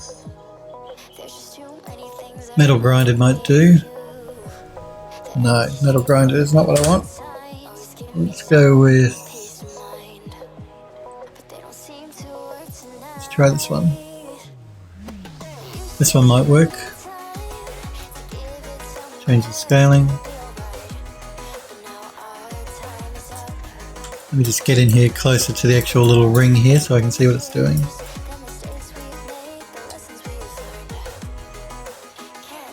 Smurfberry says it's a major user interface overhaul that tries to clean up duplicated and redundant information, adds more of the built-in operators to buttons to improve it away from a shortcut-only workflow, to improve discoverability of features and functions, adds like 1,400 icons.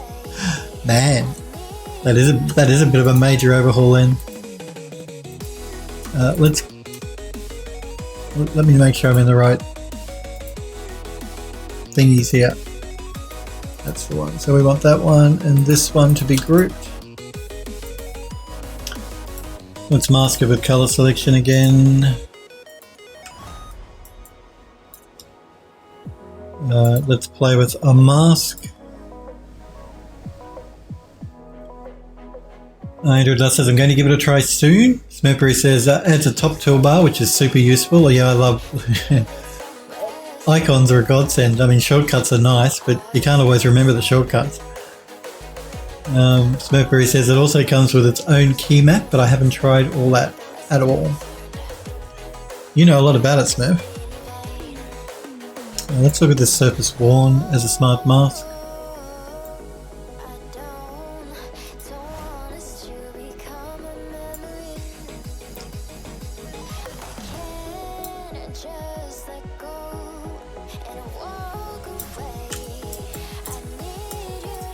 And again, I'm just wanting to not make those top and bottom pieces look quite so new. That's what I'm basically doing here is just, instead of being new like that, I'm pulling out in a little bit more of the wear. I might just change the hide information. I'm not going to turn it off, but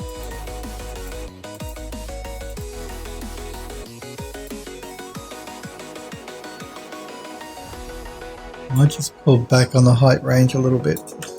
It's looking a bit bumpy.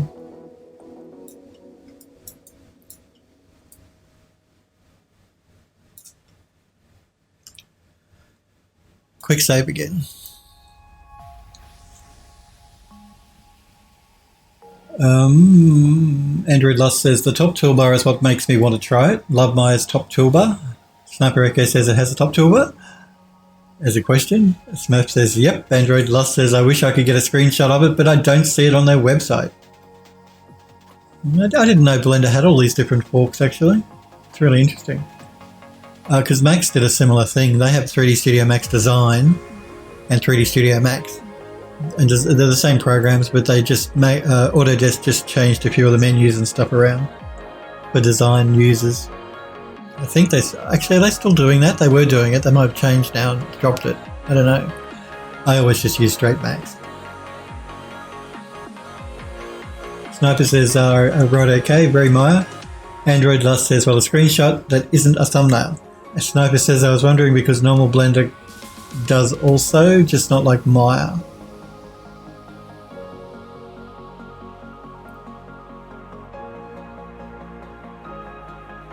Alrighty.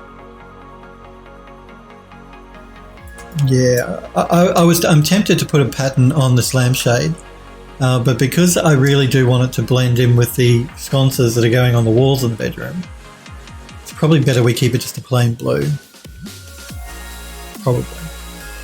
A pattern would look cool though. Would look very cool. Not sure. Android Dust says that works. Smurfberry says, pretty sure you can add custom stuff to the bar like Maya as well.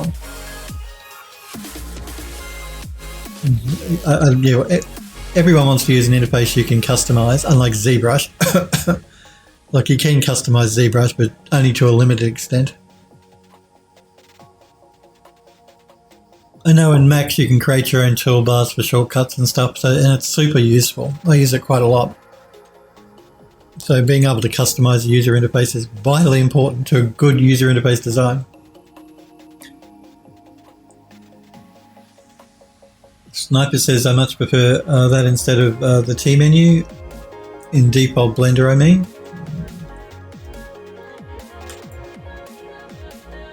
Alright, I think we could probably call the lamp done. I don't think there's really much else we need to do, so let's export the texture. We're going to export it as a 1K texture. It should be enough. If it's not, when we bring it into the Unreal Engine, then we can export it as 2K. But considering the whole bed, our texture for our whole four-poster bed is only 2K. I'm pretty sure we could probably get away with a 1K texture on the lamp.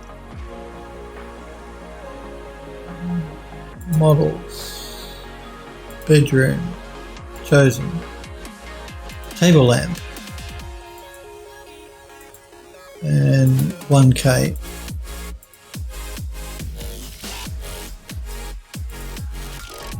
There's that texture, cool. Save our project. The only thing I'm not sure about is this bluey green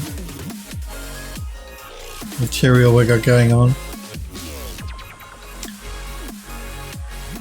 It's topaz or whatever it was. Just don't know about that.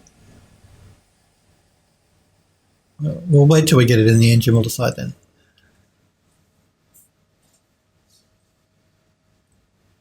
Android Lost says, oh, the T menu might not be there for industry standard key maps. Mercury says probably isn't industry compatible. Key map is very bare bones. Ain't it always? So, we've got, this was the last asset I believe we had to do. We should be able to start setting up the bedroom in Unreal. But we're almost at the end of the stream, so what I might just use this last 5 or so minutes for is just jump into Unreal. This is the bedroom we're going to be creating. Again, I've got it's unlit set, because if we set lit, there are no lights in this bedroom, so we aren't going to see much. But you see all of our assets are in and ready to go, which is good. Let's just bring in the lamp we just exported.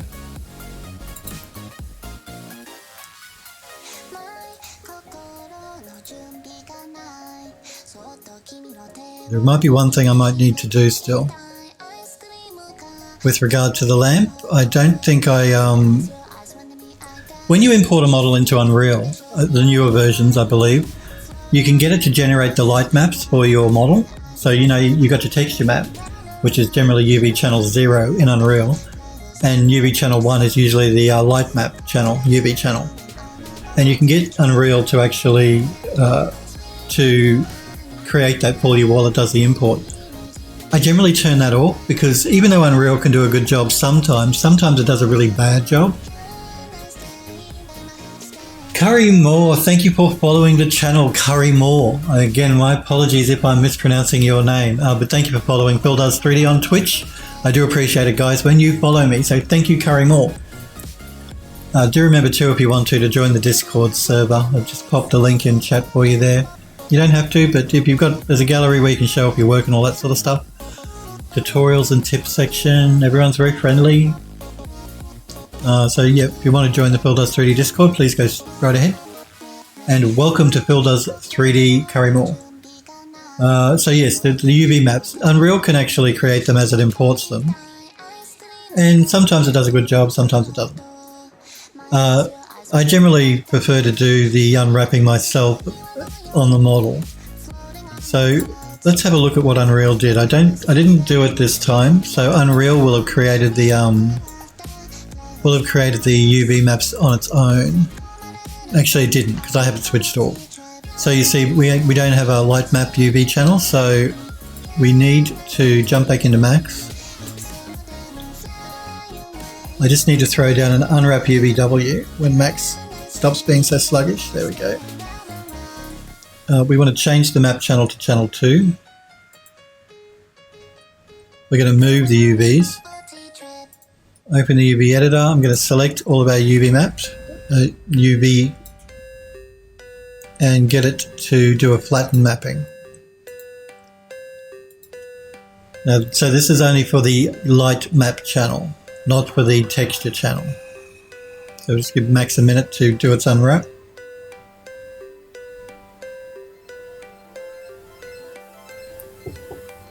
Again, Unreal will, if you've got the option turned on when you import your model, it will try and do an unwrap for the light map channel automatically, but I prefer to do it manually. So now we have that second channel in. We can, again, pay no attention to the seams or anything. It's really only the lighting channel that this map is there for.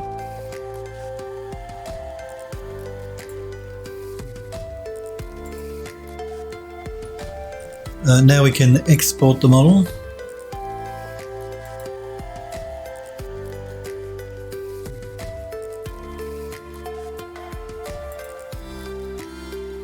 Bedroom table lamp will do. Jump back into Unreal. Re-import the model.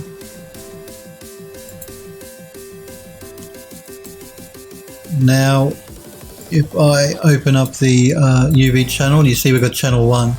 That's the light map channel, and channel 0 is the texture map channel. We're going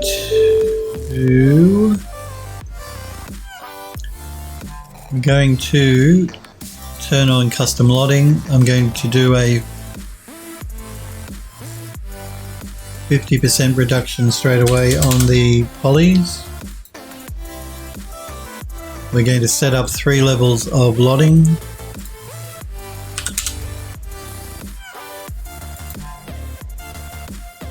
Let's see what Unreal does. Let me just move this over. That's fine, so we can save that. Now we need to rename this to table lamp bedroom. Table lamp underscore matte for material. Let's open that up. I want to import the textures we exported. So we want the color, the metal, the normal, and the rough. Let's pull those into our shader.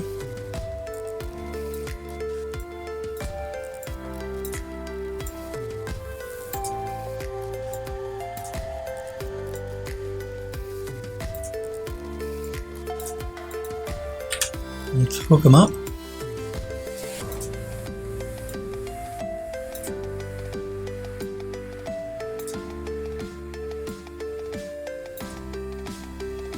Apply and save.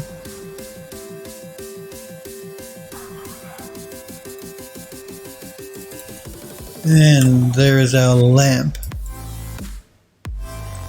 And 1K is enough of the texture, it'll be fine. With our seams hidden along the back here, so you can't see them.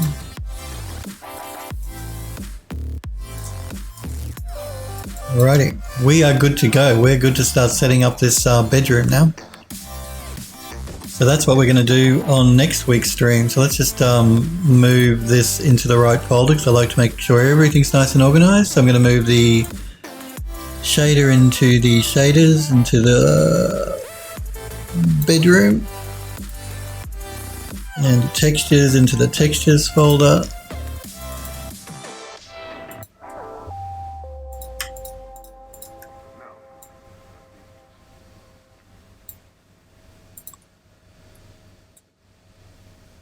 And we can do a save all.